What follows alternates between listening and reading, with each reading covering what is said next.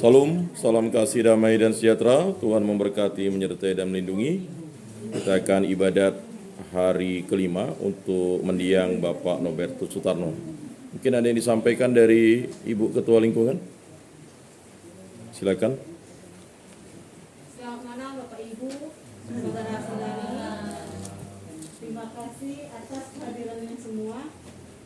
Pada malam hari ini kita akan mendoakan Bapak kita Sutarno yang akan dibawakan ibadahnya oleh Pak Yakobus. Terima kasih. Dari keluarga ada yang mau disampaikan? Tidak ada ya. Lagu pembukaan. Lagu pembukaan nomor 36. Mulai.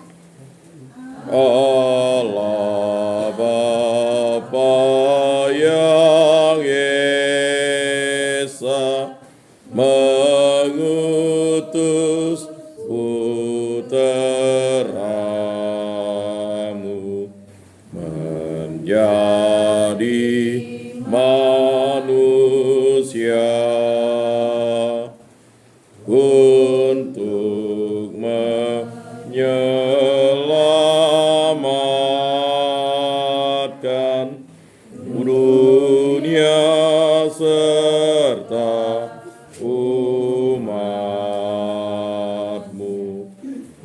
dari hidup kedosaan.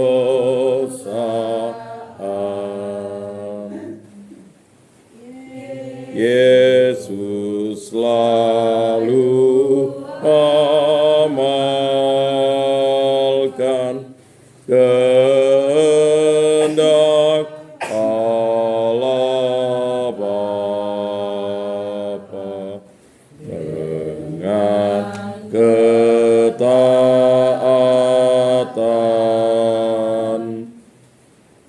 Kami mohon padamu, ampunilah umat-Mu pada saat kematian. Dalam nama Bapa dan Putra dan Roh Kudus. Amin. Semoga cinta kasih Yesus Kristus, cinta kasih Allah Bapa dan persekutuan Roh Kudus selalu beserta kita, sekarang dan selama-lamanya. Bapak, Ibu, Saudara-saudari yang terkasih, hari kelima ini kita akan mendalami bacaan dari Injil yang mengungkapkan suatu hal yang luar biasa. Seperti yang telah kita ketahui, bahwa kematian adalah kepastian, kepastian adalah hidup kekal. Bagi kita orang beriman, terutama yang telah dibaptis dalam gereja Katolik, dalam gereja Kristen, kematian adalah suatu ungkapan cinta kasih untuk berjumpa dengan Allah, karena manusia semuanya pasti akan mati. Tetapi kematian kita sebagai umat beriman bukanlah kematian yang total, tapi hanya perpisahan antara tubuh dan jiwa kita. Tubuh akan dibaringkan di pekuburan atau dikremasi, sedangkan jiwa kita akan menuju rumah Bapa di surga untuk diterima oleh Allah Bapa di surga dengan syarat-syarat bahwa kita sudah dimurnikan oleh Yesus Kristus dan disucikan oleh Roh Kudus. Dan belas kasih Allah lah yang memurnikan semuanya itu. Untuk itu kita yakin dan percaya pada hari kelima ini kita terus berdoa bagi mendiang Bapak Nobertus Sutarno, karena jasa-jasanya di dunia ini berhubungan dengan kebaikan dan cinta kasih. Dia adalah alat perantara Allah untuk membesarkan anak-anaknya, untuk menjadi suami yang baik bagi istrinya, menjadi kakek yang teladan bagi cucu-cucunya, dan akan menjadi kenangan bagi para menantunya. Marilah supaya kita layak beribadat di hadapan Allah Tritunggal yang Maha Kudus, kita mengakui dosa dan kekurangan kita. Saya mengaku kepada Allah yang Maha Kuasa dan kepada saudara sekalian bahwa saya telah berdosa dengan pikiran dan perkataan, dengan perbuatan dan kelalaian. Saya berdosa, saya sungguh berdosa. Oleh sebab itu saya mohon kepada Santa Perawan Maria, kepada para malaikat dan orang kudus, dan kepada saudara sekalian, supaya mendoakan saya pada Allah Tuhan kita. Semoga Allah mengampuni dosa-dosa kita dan menghantar kita ke hidup yang kekal. Amin. Tuhan kasihanilah kami, Tuhan kasihanilah kami, Kristus kasihanilah kami, Kristus kasihanilah kami, Tuhan kasihanilah kami, Tuhan kasihanilah kami. Marilah kita berdoa. Allah Bapa yang berbelas kasih, Engkaulah asal-usul dan tujuan hidup kami. Hidup dan mati kami ada di tangan-Mu. Kami ini adalah milik-Mu. Bapak Nobertus Sutarno telah sampai pada tujuan hidupnya, yakni tempat kediaman-Mu yang abadi. Dengan sepenuh hati kami berada di tempat ini untuk mendoakan Bapak Nobertus Sutarno agar diampuni dosa-dosanya dan diterima di dalam kerajaan-Mu. Dan kami juga berdoa bagi semua orang yang hadir di tempat ini, agar kami bersatu padu hidup rukun, damai, dan sejahtera, dan selalu merefleksikan, merenungkan bahwa kematian adalah perpisahan antara jasmani dan rohani kami. Roh kami akan kembali kepadamu, sedangkan badan kami akan dipersatukan pada akhir zaman oleh kehendak-Mu. Dan kami yakin dan percaya bahwa Engkaulah Tuhan dan Juru Selamat kami, yang akan membangkitkan kami dan akhirnya memurnikan kami, sehingga kami dapat layak untuk masuk di dalam kerajaan-Mu. Semua doa ini kami serahkan dengan perantaraan Tuhan kami Yesus Kristus yang hidup dan beraja, kini dan sepanjang segala masa. Amin. Mari sebelum mendengarkan Injil Tuhan, mari kita mengangkat satu pujian. Kita buka nomor 238. Hanya kepadamu kami dapat berpasrah, Tuhan Yesus Kristus. Di dalam tangan-Mu hidup dan mati kami, Engkaulah penebus. Cinta-Mu ya Tuhan mengalahkan maut. Hanya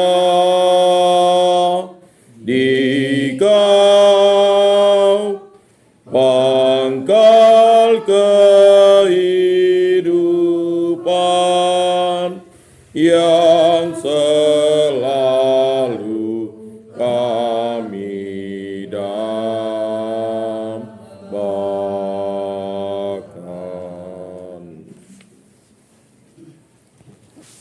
Inilah Injil Yesus Kristus menurut Santo Lukas. Dimuliakanlah Tuhan. Sabda-Mu kupikirkan, sabda-Mu kuucapkan, sabda-Mu kuresapkan di dalam hati. Maka datanglah kepada Yesus beberapa orang Saduki yang tidak mengakui adanya kebangkitan. Mereka bertanya kepadanya, "Guru, Musa menuliskan perintah ini untuk kita. Jika seorang yang mempunyai saudara laki-laki mati sedang istrinya masih ada, tetapi ia tidak meninggalkan anak, saudaranya harus kawin dengan istrinya itu dan membangkitkan keturunan bagi saudaranya itu. Adalah 7 orang bersaudara.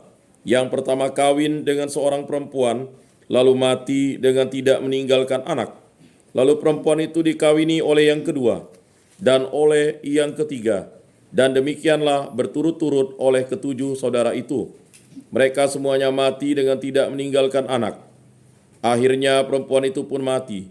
Bagaimana sekarang dengan perempuan itu? Siapakah di antara orang-orang itu yang menjadi suaminya pada hari kebangkitan. Sebab ketujuhnya telah beristrikan dia.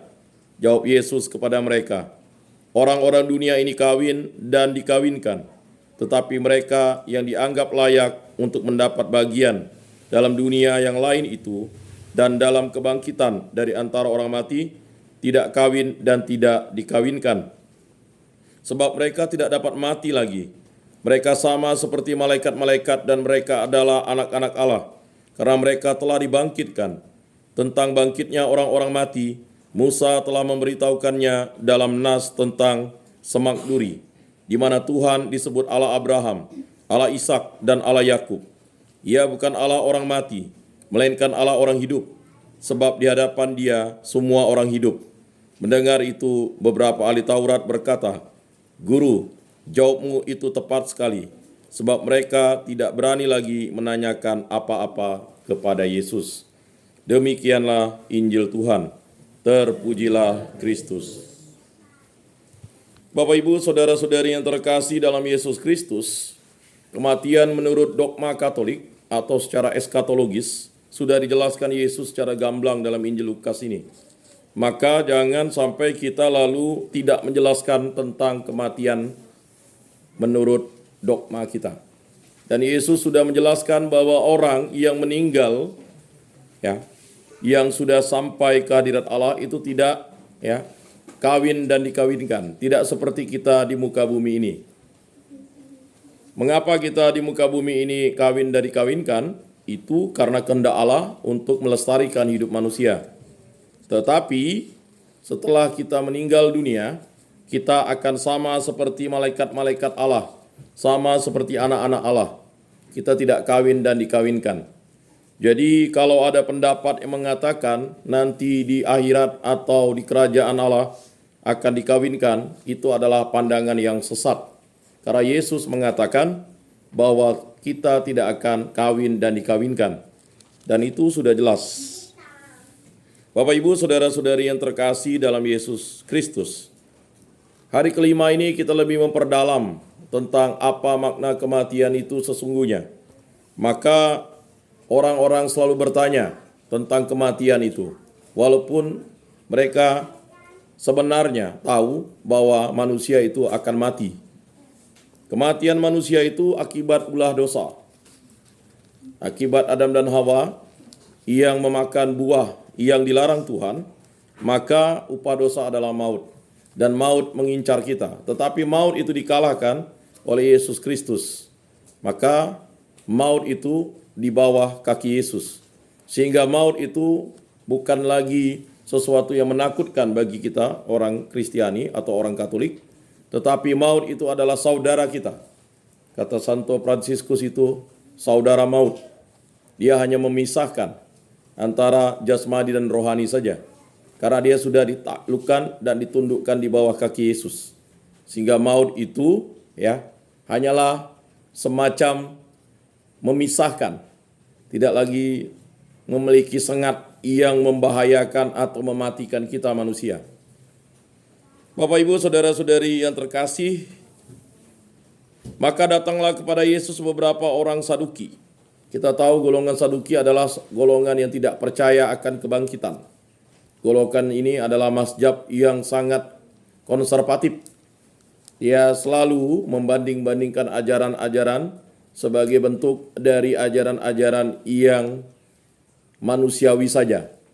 Jadi manusia itu hanya mengikuti irama istiadat yang diciptakan manusia. Jadi sama seperti binatang. Jadi manusia itu mengikuti naluri. Jadi itu yang diinginkan oleh orang Saduki. Jadi orang Saduki itu menentang tentang kebangkitan. Walaupun pada prinsipnya mereka juga dari golongan-golongan orang-orang Yahudi, tetapi mereka memiliki sesat pikir atau pikirannya sesat. Mengapa mereka bisa berpendapat demikian? Karena mereka takut akan kematian itu sehingga mereka menganggap kalau mati itu adalah sudah tidak ada apa-apanya lagi. Artinya sama seperti binatang atau sama seperti tumbuhan. Jadi ketika mati ya sudah. Jadi tidak perlu lagi ada kehidupan setelah kematian. Mengapa mereka berpendapat seperti itu? Karena itu tadi, mereka sesat dan bodoh. Mengapa bisa seperti itu? Karena mereka disesatkan oleh dunia, hawa nafsu mereka, dan juga disesatkan oleh kuasa jahat atau kuasa iblis. Dan ini seling mengintai Yesus dengan pertanyaan-pertanyaan yang kita anggap itu pertanyaan yang sangat bebal. Artinya dia mengungkapkan itu sebagai suatu pernyataan untuk melegalkan istiadat. Nah, dalam tradisi Yahudi itu, jika seorang perempuan itu lalu dia mengawini seorang laki-laki, dan laki-laki itu anak pertama, lalu laki-laki itu meninggal dunia, maka kalau dia tidak memiliki anak, maka dia harus diambil lagi oleh adiknya yang nomor 2. Itu terjadi dengan kita tahu Yehuda. Yehuda itu memiliki menantu yang namanya Tamar. Nah, Tamar itu mengawini anak pertama dari Yehuda. Lalu ada kekejian yang dilakukan oleh anak Yehuda ini. Dia tidak pernah berhubungan badan dengan istrinya Tamar itu. Sehingga dia mati. Nah, konsekuensi ketika dia mati, dia harus dikawinkan dengan adiknya namanya Onan. Nah, Onan melakukan kekejian juga. Dia melakukan hubungan badan, tetapi tidak memasukkan sel spermanya ke dalam rahimnya Tamar. Jadi dikeluarkannya. Dia mati juga.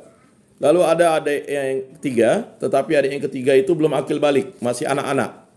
Sehingga Tamar menuntut terus untuk Yehuda agar menepati janjinya.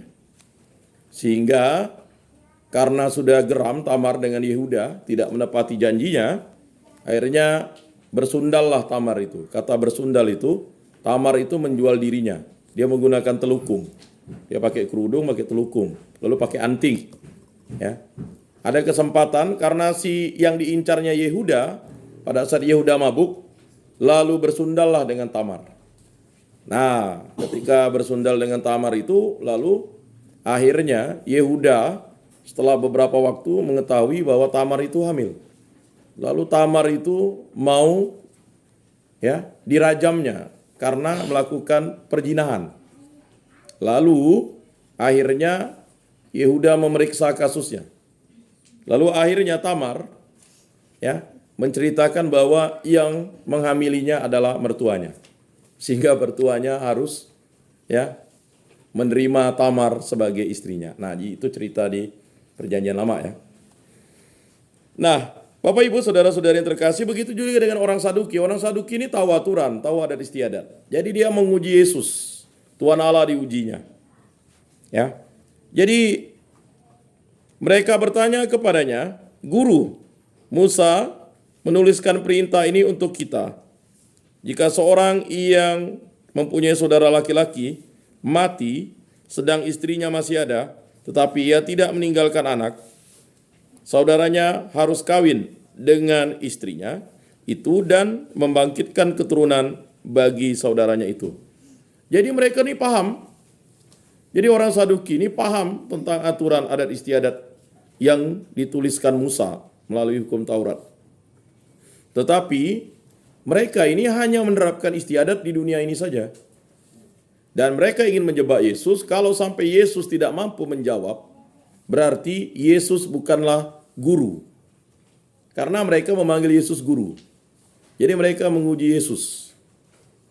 Nah, memang antara orang Saduki dan ahli Taurat ini sebenarnya tidak akur. Dia berbeda prinsip, berbeda mazhab, atau berbeda dogmanya. Mereka sama-sama orang Yahudi tetapi golongannya berbeda. Memang masih banyak golongan-golongan yang ada ya. Selain golongan Parisi, Esenik, Saduki, Dan bahkan kita tahu sampai sekarang itu ada golongan-golongannya. Ada golongan Mesianik, ada golongan Rabanik, Tetapi golongan Saduki ini memang golongan yang tegar tengkuk. Dia hanya bisa ingin menjatuhkan reputasi Yesus dengan cara bertanya seperti itu. Jadi pertanyaannya itu aneh. Ini guru, kalau nanti mati saudaranya yang kedua gimana? Akhirnya nanti sampailah saudara yang ketujuh. Nah, lalu bagaimana tuh Yesus? Kalau saudaranya semuanya sudah habis, lalu matilah perempuan itu. Nanti kalau pada hari kebangkitan, bagaimana tuh? Nah, jadi pertanyaan-pertanyaan orang Saduki ini adalah pertanyaan yang adalah orang yang berpengetahuan tetapi picik. Mungkin ada orang yang beriman tapi berpengetahuan picik. Misalnya, untuk apa kita datang ke gereja hari Minggu? Ya. Kita datang ke gereja itu hanya untuk apa? Ya. Saya datang seminggu sekali ke gereja itu untuk apa? Rugi saja kan? Nanti masuk gereja duit. Ya, kolekte duit. Nanti kolekte kedua duit, parkir duit. Ya, sedangkan kita harus cari duit. Ya, cukuplah sembahyang itu setahun sekali katanya. Ini terjadi dengan ya, orang-orang Katolik mungkin udah seperti orang Saduki. Ya. Ya sama aja lah, yang rajin ke gereja dengan yang tidak rajin itu sama katanya. Ya kan? Masih gak ngomongkan orang, masih gak jelekkan orang. Nah, orang Saduki ini modelnya seperti itu. Mengapa terjadi demikian? Karena mereka menafsirkan segala sesuatu hanya menggunakan cara pikir manusia. Makanya Yesus ingin memberantas kesesatannya. Ya. Jadi sama seperti kesesatan tahayul kita misalnya.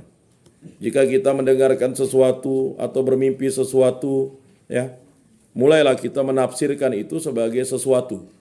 Ya. Kalau misalnya kena kejar ular, mau dapat jodoh, kok kena gigit, kena kejar anjing, mau dapat istri.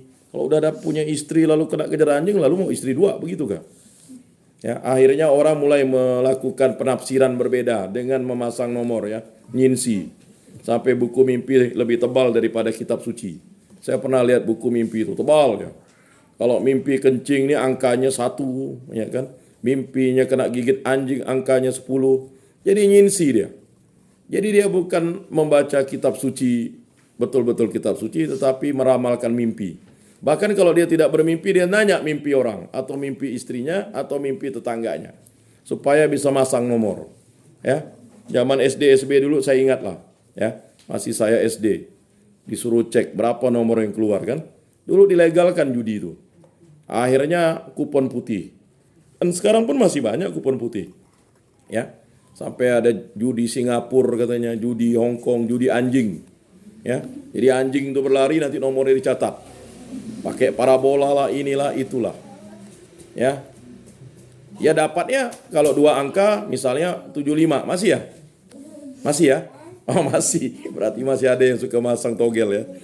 Nanti ya 3 angka tuh dapatnya berapa ya? Nggak salah, kalau 2 angka 75, 3 angka itu nggak salah 350 ya. Nah kalau 4 angka itu 2 juta kah? Pokok begitulah dia, masang 1000 ya.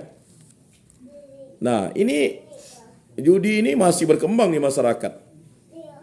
Ya bahkan di Bengkayang itu sampai ya lucu kan. Dia dapat judi lalu tidak mampu dibayar oleh bandar kecilnya, lalu ngelapor polisi. Tidak ke sama ujung-ujung ditangkap lah. Dia yang, ya kan dia yang masang. Dia bilang dia nipu, udah judi nipu lagi katanya. Ya karena tidak mampu bayar. Katanya bandarnya itu di Singapura, Jakarta. Ya itu kan hanya bisa-bisanya orang saja kan. Nah, dan juga umat kita ini ada juga yang bandar itu sampai di penjara beberapa kali. Demi kupon putih tadi itu. Nah itu akibat mimpi tadi, nafsir tuh salah dia. Jadi tafsirannya salah. Nah Bapak Ibu saudara-saudari yang terkasih, bahkan orang yang meninggal ya dipaksa untuk memberikan nomor. Sampai ada yang ke kuburan, kasih sajen, persembahan ya, sampai kena kejar hantu katanya. Ya. Atau ada yang minta ya kan, Mbah tolonglah Mbah, ya kan cucumu nih mau beli motor, kasih 4 angka Mbah, kan gitu. Datanglah Pak Tarno dalam mimpi, ya, kasih 4 angka. Tapi kalau tidak tahu masang kemana kan begitu. Jadi, nah hal-hal semacam itu, ya menjadi persoalan-persoalan tahayul-tahayul itu membuat kita justru harusnya kita berdoa, ya harusnya kita bertobat. Tetapi justru kita memanfaatkan hal-hal yang sebenarnya manusiawi, menjadi sesuatu yang mengikat kita. Bapak Ibu saudara-saudara yang terkasih, lalu dijelaskan oleh Yesus, ya. Pertanyaan ini adalah pertanyaan bodoh, tetapi pertanyaan itu justru mengungkapkan kebodohan manusia yang ingin mengetahui tentang hidup kekal itu. Jadi apa kata Yesus? Jadi jawab Yesus kepada mereka, orang-orang dunia ini kawin dan dikawinkan. Nah, orang di dunia ini kawin dan dikawinkan. Jadi jelas. Tetapi mereka yang dianggap layak untuk mendapat bagian dalam dunia yang lain itu dan dalam kebangkitan dari semua orang mati tidak kawin dan tidak dikawinkan. Nah, jadi jelas ya di situ Bapak Ibu saudara-saudari yang terkasih. Jadi ini menegaskan, ya. Jadi jangan ada tafsir yang salah. Oh, nanti kalau di sana tuh kasih saja mobil, bakar sepeda, bakar duit, ya kan? Ya kan? Duitnya 1 miliar, bahkan 10 miliar, ada yang 1 triliun dibakar. Nah, itu kan kepercayaan-kepercayaan. Tetapi bagi iman Katolik itu tidak ada lagi. Ya. Iman Katolik itu menjelaskan bahwa ya, manusia itu di sana tidak kawin dan dikawinkan. Ya. Ada yang berpendapat kasih pembantu biar nanti dia di sana dibantu, atau kasih istri pakai dibakar kan? Dan bermacam-macam lah tafsir. Tetapi Yesus menegaskan dan menjawab ini dengan tegas. Ya. Jadi tidak kawin dan dikawinkan. Bahkan Yesus mengatakan yang dianggap layak untuk mendapat bagian dalam dunia yang lain itu dan dalam kebangkitan dari antara orang mati.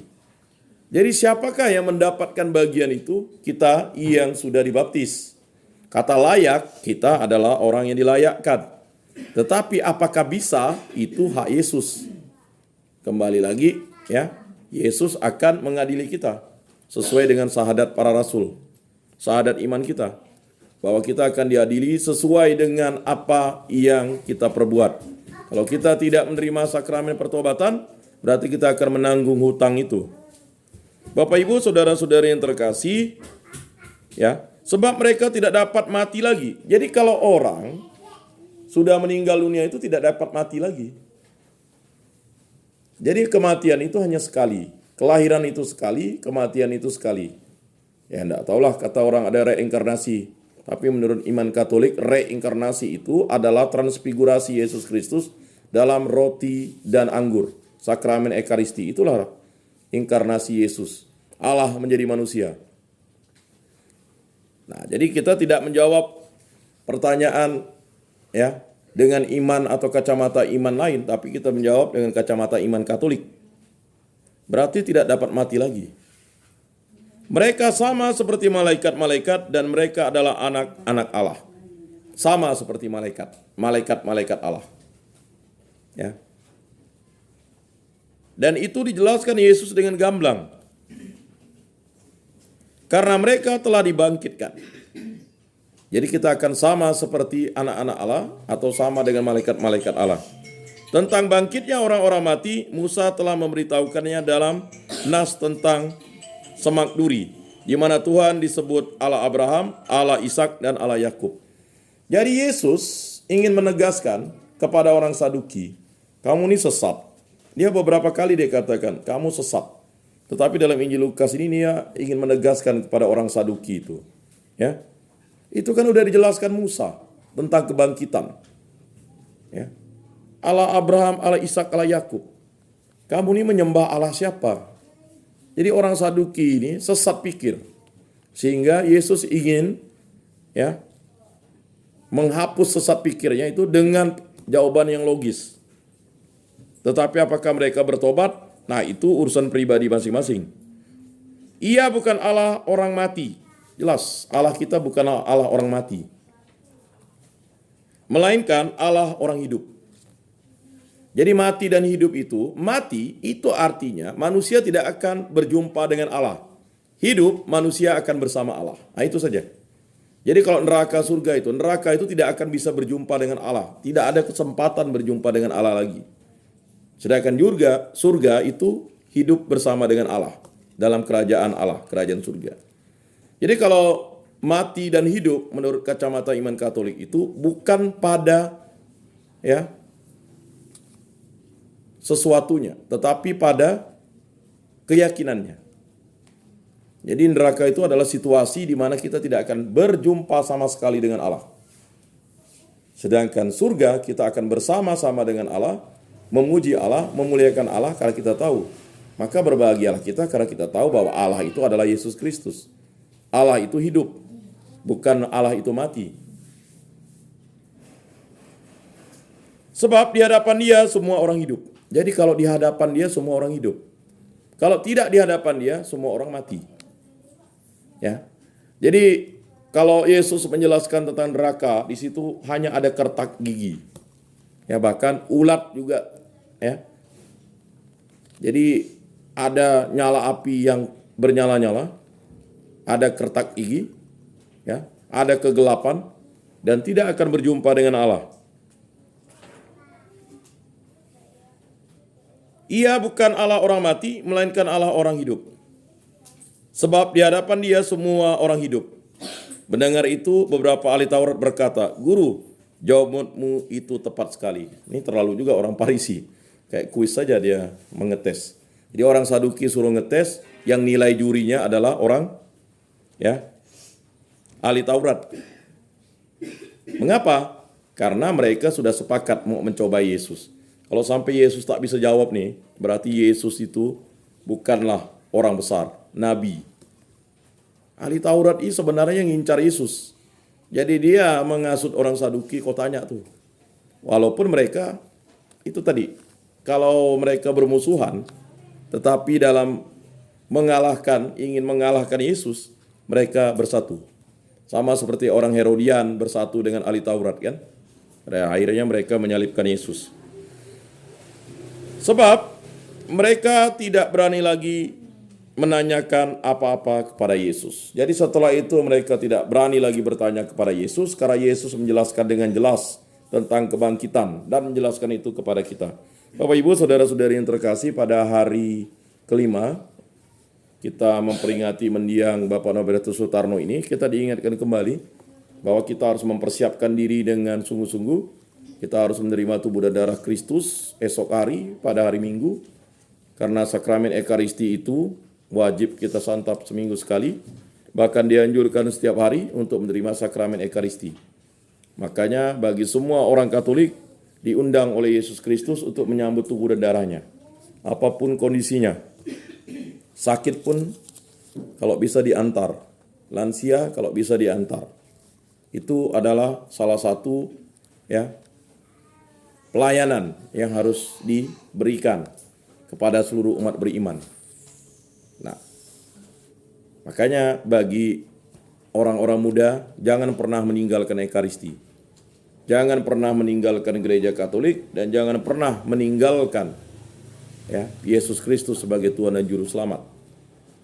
Karena sakramen itu adalah tanda cinta kasih Allah kepada kita. Untuk itu mari kita selalu bersatu dalam doa. Kita yakin dan percaya Bapak Nobertus Sutarno yang kita doakan pada hari kelima ini menjadi berkat bagi kita, persatuan bagi kita. Apakah kita pernah ngumpul sekeluarga atau ngumpul selingkungan untuk bersama-sama mempererat rasa persaudaraan dan cinta sejati kepada Kristus. Dan itu karena kematian Bapak Nobertus Sutarno, kita bisa bersama. Walaupun ada anggota keluarga yang mungkin di tempatnya sendiri-sendiri berdoa. Tapi dengan mengumpul keluarga seperti ini, kita percaya bahwa cinta kasih Allah itu selalu menyertai hidup kita. Dan hidup kita berarti bagi orang yang kita cintai, terutama orang yang telah meninggal dunia. Karena dengan kematian tidak mengakhiri hidup ini, justru kematian adalah rasa persatuan kita untuk hidup rukun damai dan sejahtera dan selalu mencintai Tuhan Allah dengan sepenuh hati, sepenuh jiwa, sepenuh akal budi, sepenuh kekuatan dan mencintai sesama seperti mencintai diri sendiri. Mari kita mengakui iman kepercayaan kita. Aku percayakan Allah, Bapa yang Maha Kuasa, pencipta langit dan bumi, dan akan Yesus Kristus, putranya yang tunggal Tuhan kita, yang dikandung dari Roh Kudus, dilahirkan oleh perawan Maria, yang menderita sengsara dalam pemerintahan Pontius Pilatus, disalibkan, wafat, dan dimakamkan, yang turun ke tempat penantian pada hari ketiga, bangkit dari antara orang mati, yang naik ke surga, duduk di sebelah kanan Allah Bapa yang Maha Kuasa. Dari situ ia akan datang mengadili orang hidup dan mati. Aku percayakan Roh Kudus, Gereja Katolik yang kudus, persekutuan para kudus, pengampunan dosa, kebangkitan badan, kehidupan kekal. Amin. Marilah kita menyampaikan doa-doa permohonan kita. Allah Tritunggal yang Maha Kudus, kami berdoa bagi Bapak Nobertus Sutarno. Ampunilah dosa-dosanya dan terimalah dia di dalam kerajaan-Mu. Kami mohon, kabulkanlah doa kami ya Tuhan. Silakan bagi keluarga atau umat lingkungan yang ingin berdoa, dipersilakan.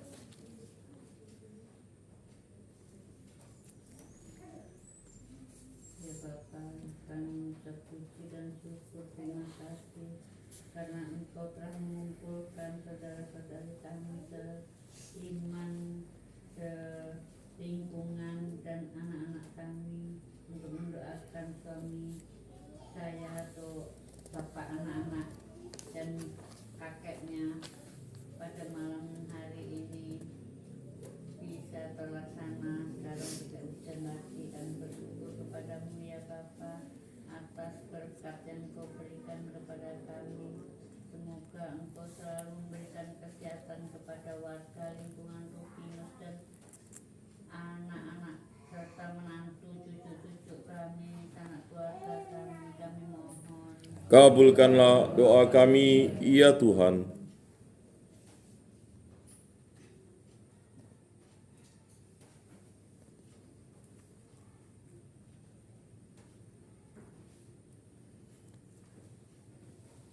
Ya Allah, kami juga berdoa bagi keluarga dari Bapak Nobertus Sutarno yang telah dipanggil, keluarga besar mereka, dan juga keluarga besar Ibu Sutarno yang telah dipanggil, agar Bapak mengampuni dosa-dosa mereka yang telah Engkau panggil dan menerima mereka di dalam kerajaan-Mu. Kami mohon, kabulkanlah doa kami ya Tuhan.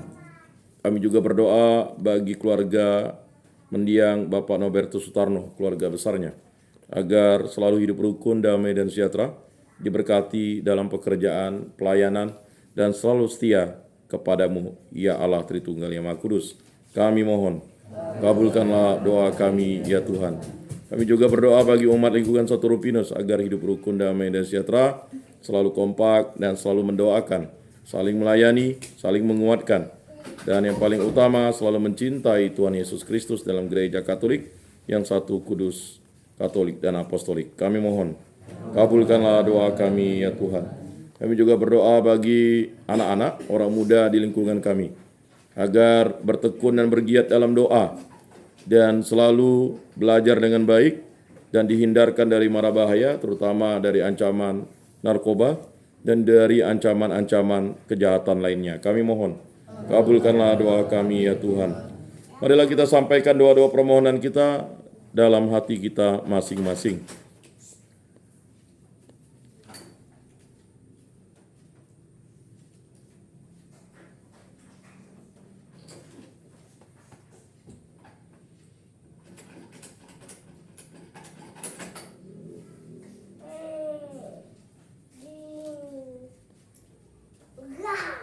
Kami mohon, kabulkanlah doa kami ya Tuhan. Ya Allah Tritunggal yang Maha Kudus, demikianlah doa-doa permohonan yang kami sampaikan. Berkatilah, bimbinglah, lindungilah kami selalu, agar kami bersatu padu hidup rukun, damai, dan sejahtera, saling mendoakan dan selalu bertekun dalam doa dan dalam pertobatan kami. Semua doa ini kami serahkan dengan perantaraan Tuhan kami Yesus Kristus, yang hidup dan beraja kini dan sepanjang segala masa. Amin. Marilah kita menyatukan doa-doa permohonan kita dengan doa yang diajarkan oleh Tuhan Yesus Kristus. Bapa kami yang ada di surga, dimuliakanlah namamu, datanglah kerajaan-Mu, jadilah kehendak-Mu di atas bumi seperti di dalam surga. Berilah kami rejeki pada hari ini, dan ampunilah kesalahan kami, seperti kami pun mengampuni yang bersalah kepada kami. Dan janganlah masukkan kami ke dalam pencobaan, tetapi bebaskanlah kami dari yang jahat. Amin. Mari kita membuka Mada Bakti nomor 155-156. Kita mendoakan jiwa Kristus, doa jiwa Kristus, dan doa Tuhan jadikanlah aku pembawa damai. Jiwa Kristus, kuduskanlah kami. Tubuh Kristus, selamatkanlah kami.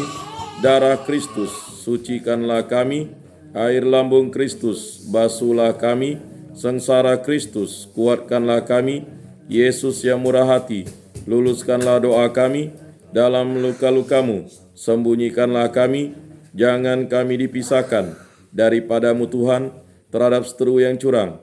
Lindungilah kami di waktu ajal, terimalah kami, supaya bersama para kudus kami memuji Engkau untuk selama-lamanya. Amin. Tuhan, jadikanlah aku pembawa damai bila terjadi kebencian. Jadikanlah aku pembawa cinta kasih. Bila terjadi penghinaan, jadikanlah aku pembawa pengampunan. Bila terjadi perselisihan, jadikanlah aku pembawa kerukunan. Bila terjadi kebimbangan, jadikanlah aku pembawa kepastian.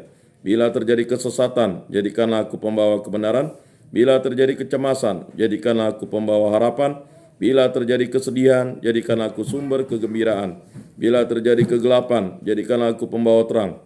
Tuhan, semoga aku lebih ingin menghibur daripada dihibur, memahami daripada dipahami, mencintai daripada dicintai. Sebab dengan memberi kami menerima, dengan mengampuni kami diampuni, dengan mati suci kami bangkit lagi untuk hidup selama-lamanya. Amin.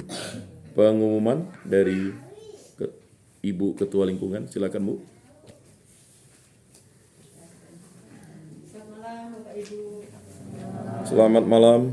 Untuk besok kita hadir lagi di sini untuk memperingati 6 hari bapaknya, Bapak Soekarno. Kami mengharapkan Bapak Ibu kembali datang untuk mendoakan Bapak kita. Untuk besok kita KOR lingkungan Rupinus misa pertama itu jam 6 pagi. Pakai seragam merah, seragam Rupinus. Oke, demikian, terima kasih. Baik, dari pihak keluarga silakan.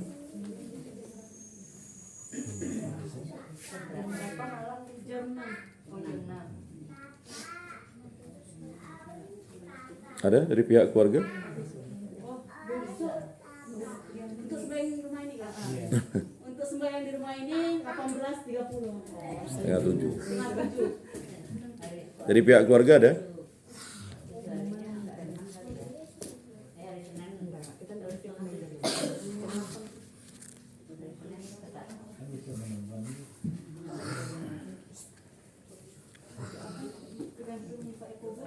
Gimana Setengah 7 ya. Karena biar sesuai dengan waktu yang pas kan. nanti sekretaris bisa itu apa? Buat pengumuman di Undangan lagi. undangan. Baik, marilah kita doa malam. Kita membuka Mada Bakti. Doa malam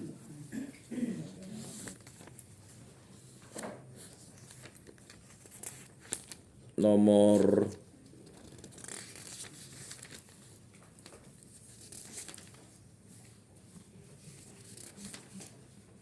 doa malam 1 ya. Doa nomor 13A.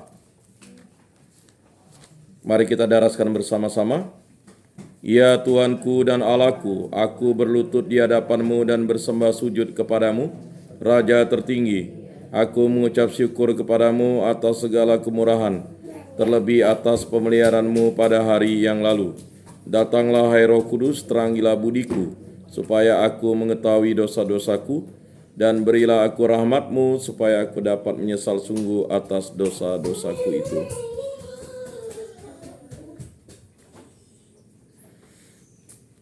Mari kita mendaraskan doa tobat. Allah yang Maha Rahim, aku menyesal atas dosa-dosaku, sebab patut aku Engkau hukum, terutama sebab aku telah menghina Engkau, yang Maha Murah dan Maha Baik bagiku. Aku benci akan segala dosaku, dan berjanji dengan pertolongan rahmat-Mu, hendak memperbaiki hidupku dan tidak akan berbuat dosa lagi. Ya Tuhan, kasihanilah aku orang berdosa ini. Amin. Malaikat Allah, Engkau yang diserahi oleh kemurahan Tuhan untuk melindungi aku, terangilah, lindungilah, bimbinglah, dan hantarkanlah aku. Amin. Salam Maria, penuh rahmat Tuhan sertamu. terpujilah Engkau di antara wanita, dan terpujilah buah tubuhmu Yesus. Santa Maria Bunda Allah, doakanlah kami yang berdosa ini, sekarang dan waktu kami mati. Amin. Malaikat Allah, Engkau yang diserai oleh kemurahan Tuhan untuk melindungi aku, terangilah, lindungilah, bimbinglah, dan hantarkanlah aku. Amin. Salam Maria, penuh rahmat, Tuhan sertamu, terpujilah Engkau di antara wanita, dan terpujilah buah tubuhmu Yesus. Santa Maria Bunda Allah, doakanlah kami yang berdosa ini, sekarang dan waktu kami mati. Amin. Malaikat Allah, Engkau diserai oleh kemurahan Tuhan untuk melindungi aku, terangilah, lindungilah, bimbinglah, dan hantarkanlah aku. Amin. Salam Maria, penuh rahmat, Tuhan sertamu, terpujilah Engkau di antara wanita, dan terpujilah buah tubuhmu Yesus. Santa Maria Bunda Allah, doakanlah kami yang berdosa ini, sekarang dan waktu kami mati. Amin. Engkau yang dikandung tanpa noda ya Maria, sucikanlah badanku dan kuduskanlah jiwaku. Ya Tuhan, berilah aku rahmat-Mu, lindungilah aku terhadap yang jahat, dan bimbinglah aku kepada kehidupan yang kekal. Amin. Moga-moga jiwa-jiwa orang beriman beristirahat dalam ketentraman karena kerahiman Tuhan. Amin. Marilah kita berdoa. Allah Bapa kami, sekarang kami percayakan Bapa kami ini, orang tua kami ini, Bapak Nobertus Sutarno, di dalam kerahiman-Mu. Kami percaya bahwa semua yang telah meninggal dalam Kristus akan hidup pula bersama Kristus. Terimalah dia dalam kerajaan-Mu, dan bantulah kami yang masih berziarah di bumi ini, agar saling membantu dalam menghadapi segala tantangan hidup. Demi Kristus Tuhan dan pengantara kami. Amin. Marilah kita mohon berkat bagi kita.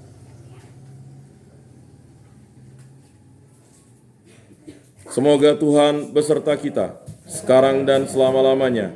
Tuhan berilah dia istirahat kekal, dan sinarilah dia dengan cahaya abadi. Semoga semua orang yang sudah meninggal beristirahat dalam damai Tuhan. Amin. Dan semoga kita semua senantiasa diberkati oleh Allah yang Maha Kuasa, dalam nama Bapa dan Putra dan Roh Kudus. Amin. Bapak, Ibu, Saudara-saudari yang terkasih, ibadat hari kelima untuk Bapak Nobertus Sutarno sudah selesai. Syukur kepada Allah. Marilah kita pulang dalam damai Tuhan. Amin. Lagu penutup. Nomor 239. Kita nyanyikan 1 dan 2.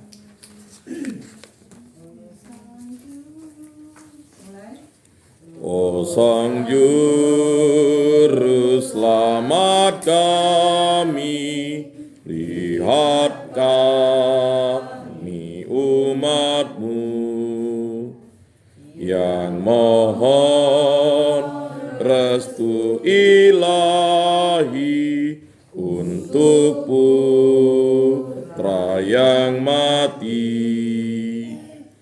O Yesus, kuatkanlah.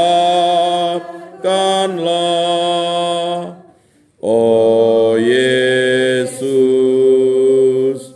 hiburlah. O Yesus, kuatkanlah. O Yesus,